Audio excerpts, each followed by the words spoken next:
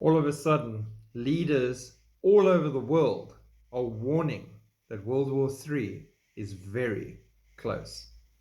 Prominent leaders all over the world are starting to publicly acknowledge that World War III is coming, in many cases expressing hope that it can still be avoided, but it becomes less likely by each passing day. Now I want to add here, I will keep saying this and I keep believing this, they haven't declared World War III yet. We are already in World War III. There are multiple conflicts all over, and the Middle East is on fire. There's tensions and wars breaking out all over the world. Wars, rumors of wars. This is World War III. The build-up and the big announcement is when they start launching those missiles that are being restrained at the moment. Multiple parties are escalating the conflict in the Middle East. The war in Ukraine entered a new dangerous phase. What is going to happen if major powers start tangling with one another all over the world? We are on the brink of the unthinkable, and most people in the general population have no idea.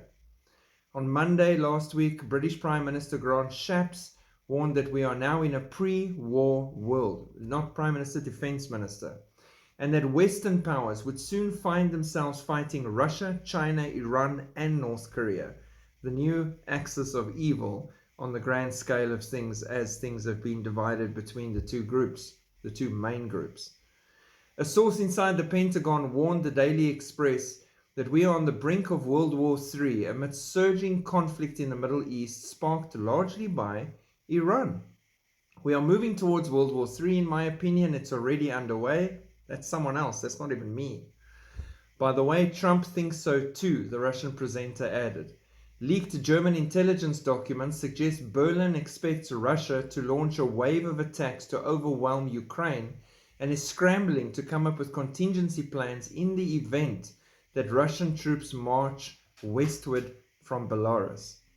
The Israel-Hamas conflict is threatening to spread violence across the Middle East, with Iran's axis of resistance, including Lebanon's Hezbollah, Yemen's Houthi rebels, increasing their attacks on Israel and commercial shipping routes, prompting the UK and US to continually, and they've done it again in the last 24 hours, launch a series of devastating strikes against them by air and sea. So that has escalated and drawn those powers into the fray.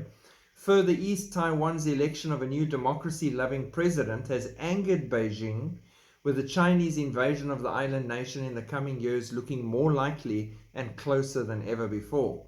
Within 24 hours, Iran launched missiles and drone strikes on targets in 3 different countries: Iraq, Syria, Pakistan, and took the extraordinary step of announcing responsibility for the attacks, triggering anger from its neighbors and retaliation.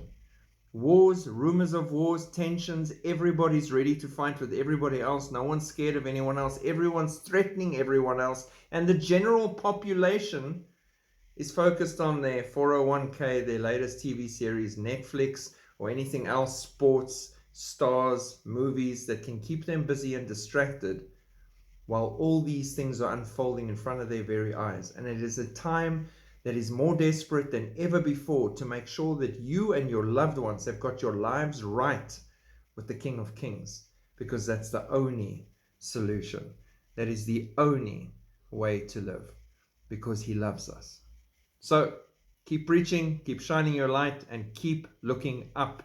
All these things show us how desperately close we are to the rapture. They've got their clock, doomsday clock, saying how close we are to midnight. We've got a built-in internal clock saying how close we are to the rapture, and it is any second now. Shalom.